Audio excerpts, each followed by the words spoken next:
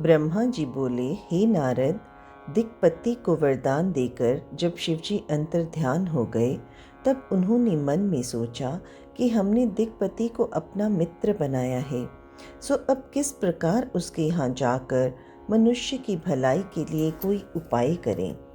हमने पहले भी यह विचार किया था कि अब हम कुबेर के मित्र होकर उसके पास निवास करेंगे। हमारा मुख्य स्वरूप तो पर ब्रह्म रूप है, इसलिए उस स्वरूप और इस स्वरूप में जो हम अब उसके यहाँ धारण करके जाएंगे, कोई अंतर नहीं होगा। जो व्यक्ति इनमें अंतर या द्वैत भाव समझेगा, वह दुख प्राप्त करेगा। ब्रह्मा, विष्णु आदि द्वारा जो स्वरूप पूजा जाता है, उसी रूप एवं नाम से हम वहाँ वास कर कुबेर के साथ मित्रता स्थापित करेंगे। शिवरानी ने अब तक अवतार नहीं लिया है, अकेले हमने अवतार लिया है। इसलिए अब पहले अकेले ही हम लोग कठिन तप करके वहाँ निवास करते हुए भक्तों को मुक्त और कुमार्गियों को नष्ट करेंगे।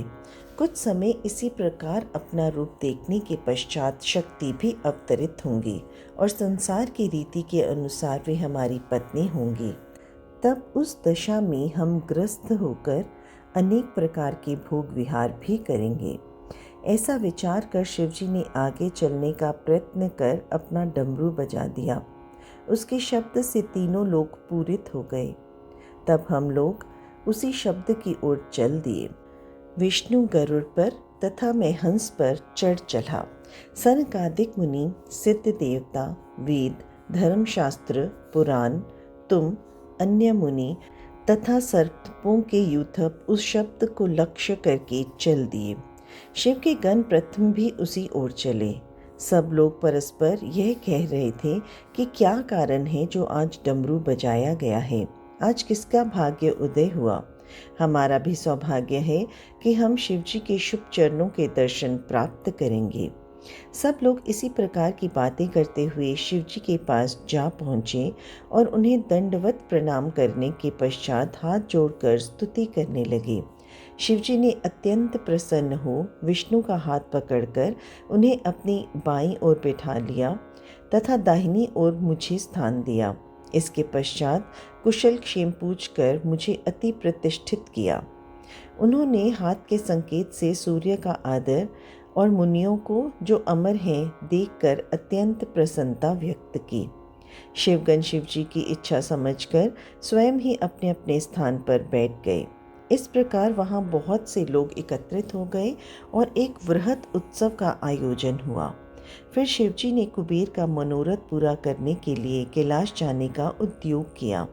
उस समय जब देवता तथा गण उनके साथ चलने की इच्छा से उठ खड़े हुए, विष्णु जी नंद और सुनंद नामक दोनों गणित सहित उठ खड़े हुए। इसी प्रकार वेद तथा सनकादिक भी उद्यत हुए। इंद्र 33 कोटि अमर देवताओं के साथ खड़े हुए। इस प्रकार उस स्थान पर 11 रुद्र अपने गणों सहित, 12 सूर्य, 8 वसु, 13 विश्वे देवा, 27 नक्षत्र, 12 भक्त, 64 आभासुर, 49 पवन और अनेक देवता उनके साथ हुए। 10 प्रकार के देवता अर्थात विद्याधर, अप्सरा, यक्ष, गंधर्व, किन्नर, ऋच, सिद्ध, भूत, पिशाच आदि भी चल पड़े। दिशापति अपने अपने गणों सहित वासुकी, तक्षक आदि सर्प तथा नागपति शेष जी भी साथ गए। जग जननी श्री गायत्री, गरुड़, पर्वत, सातों समुद्र, दोनों अयन अर्थात उत्तरायण तथा दक्षिणायन तथा संपूर्ण ऋतुएं, काल, यम, यक्ष, समस्त सरिताएं, बड़े नद और वनवासी, ये सब एक साथ उठ खड़े हुए और शिवजी के साथ चलने की तैयारी करने लगे। हे नारद, समस्त रुद्र गणों को चलने के लिए उद्यत देखकर शिवजी अत्यंत प्रसन्न हुए। उस समय चारों ओर से जय जयकार का शब्द होने लगा। तदुपरांत शिवजी अपने स्वरूप को प्रणाम एवं नमस्कार कर बैल पर सवार हो गए। उनके दाहिने और बाएं ओर मैं तथा विष्णु हंस एवं गरुड़ पर चढ़कर साथ साथ चले। इंद्र ऐरावत हाथी पर चढ़े थे और समस्त देवता मुनि अपने अपने वाहनों पर बैठकर चल रहे थे। सबके हृदय में शिवजी की मूर्ति स्थिर थी। प्रत्येक व्यक्ति अत्यंत हर्ष से भरकर अपने अपने वाहन पर चल रहा था। शिवजी बहुत धीरे धीरे चलते थे, जिससे कि किसी को कष्ट ना हो। जिस जिस देश में शिवजी आते थे वहाँ उनको भेंट दी जाती थी, जिसे वे सहज स्वीकार करते थे। इसी प्रकार चलते चलते शिवजी अलकापुरी के निकट जा पहुँचे।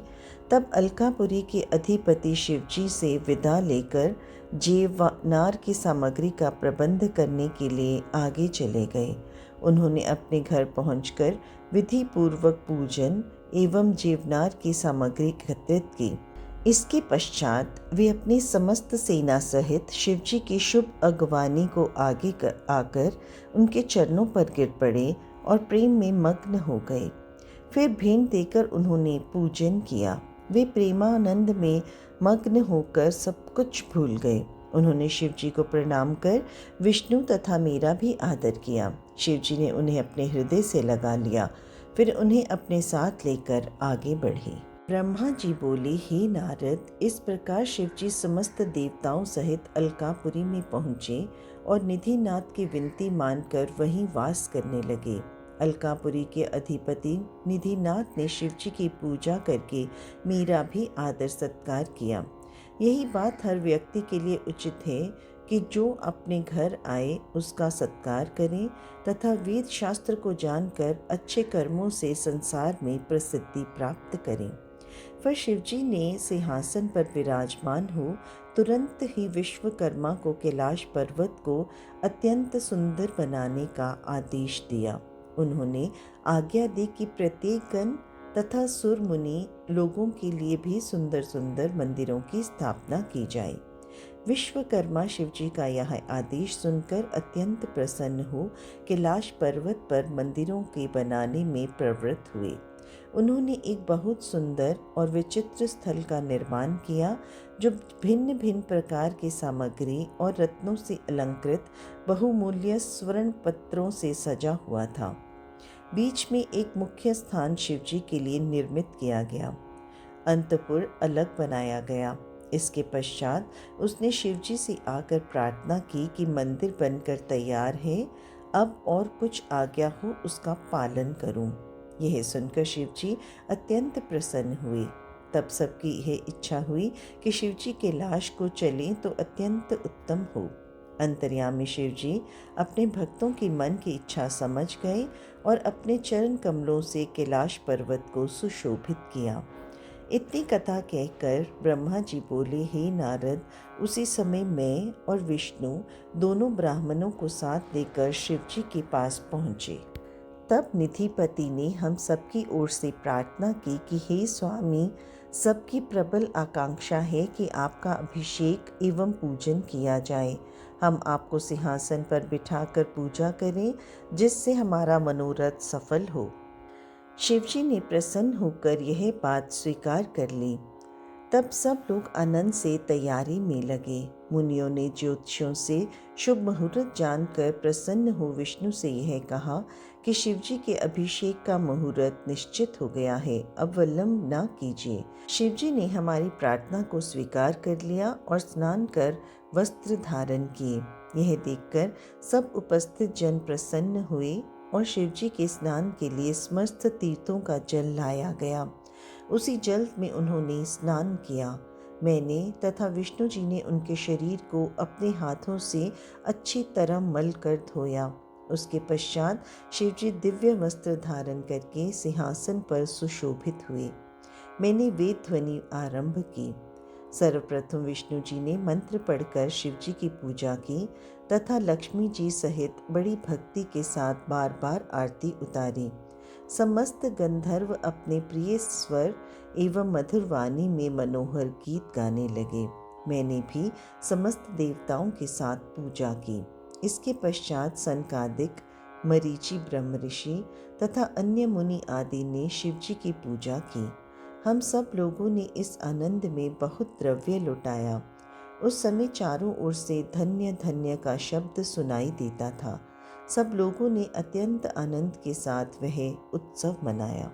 ब्रह्मा जी बोले, हे नारद, सबसे पहले विष्णु जी ने दोनों हाथ जोड़कर स्तुति करते हुए कहा, हे ईश्वर, आपकी स्तुति वेद भी नहीं कर सकते। मैंने भी आपकी स्तुति की है, पर आपका यदि अंत नहीं जान पाया। इसी प्रकार सब देवता, उपदेवता, गण आदि सबने अपनी अपनी बुद्धि के अनुसार अत्यंत विस्तार पूर्वक स्तुति की। सबने खड़े होकर एक स्वर से प्रसन्नता प्रकट की। तब शिवजी सबकी प्रीत देखकर अत्यंत प्रसन्न हुए। शिवजी यह देखकर अति प्रसन्न होकर बोले, तुम सब लोगों की जो भी इच्छा हो उसे प्रकट करो, मैं उसकी पूर्ति करूँगा।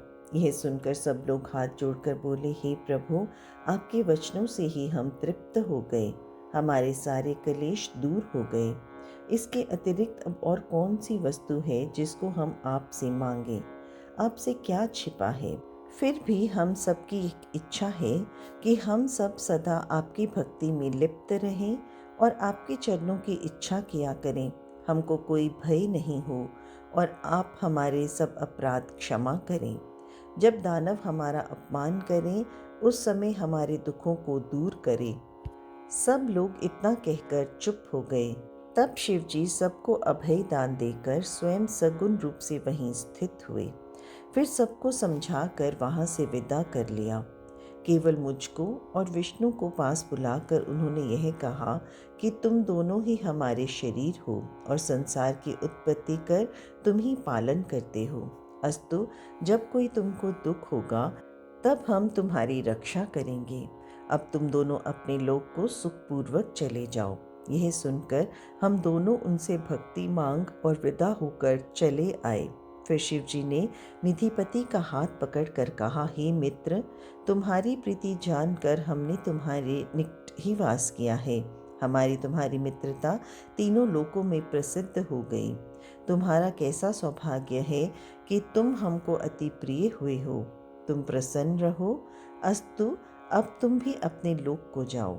निधिपति कुबेर शिवजी की ऐसी कृपा देखकर प्रेममग्न हो गए और उन्होंने यह निवेदन किया, हे प्रभु, मेरा मनोरथ पूर्ण हुआ। यह कहकर निधिपति बारंबार शिवजी को प्रणाम करके अति प्रसन्न हो अपने घर तक पहुँचे। इसके पश्चात शिवजी उसी कैलाश पर्वत पर आनंद पूर्वक वास करने लगे। वे कभी कभी इस लोक में आकर भ्रमण करते तथा कभी कभी अपने भक्तों के लिए कुछ लीलाएं रचा करते। फिर उमा ने अवतार लिया और वे दक्ष के घर में उत्पन्न हुई। दक्ष ने उमा का विवाह शिवजी के साथ कर दिया। शिवजी उमा के साथ भक्तों के हित के लिए लीलाएं करने लगे। ब्रह्मा जी बोले, हे नारद, मैंने तुम्हें शिव अवतार तथा शिवजी के कैलाश जाने तक का वर्णन सुनाया। इसके अतिरिक्त और भी शिवजी की सहस्त्रों लीलाएं हैं। यह लीला मैंने अपनी बुद्धि के अनुसार ही कही है। शिवजी की कथा अत्यंत पवित्र है, जिसके सुनने से बड़े बड़े पाप नष्ट हो जाते हैं। जो इसका स्मरण करता है उसके समस्त शोक और दुख नष्ट हो जाते हैं। जो मनुष्य शिव प्रीति से युक्त होकर इस कथा का पाठ करेगा, उसको धन और संतान की प्राप्ति होगी। ओम श्री शिव पुराणे श्री शिव विलासे उत्तरखंड भाष्यम ब्रह्मा नारद संवादे प्रथम खंड। हरि नमः।